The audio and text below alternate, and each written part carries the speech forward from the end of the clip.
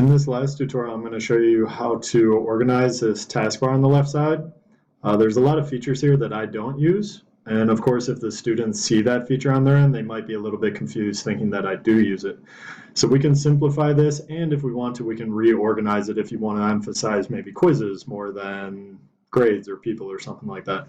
So it's real simple. Go to Settings.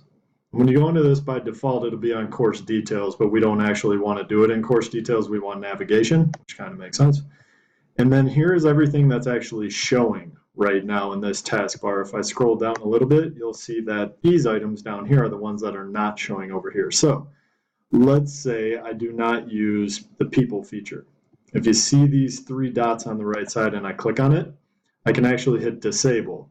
It's not going to completely delete it. It's simply going to move it down to the unused features down here. So People is now down here, of course.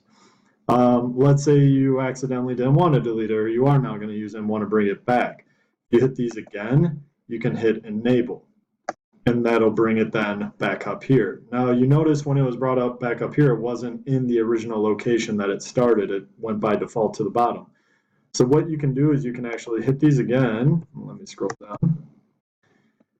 You can hit these again, and instead of doing Disable, you can do Move, and it'll give you an option. So if you want it at the very top, above Home, you can do it there, but I don't really want it there. Let's say we want it under Pages. So you can then do Before or After. So let's do After, and then down here, if it's not Home that I want it after, I can click on this and then go After Pages. So then when I hit Move, it should then show up right after Pages back where I want it. So there's a lot of features I don't use, and I actually do want to eliminate a lot of them into the future to avoid confusion, and then maybe even reorganize it for clarity on the student side.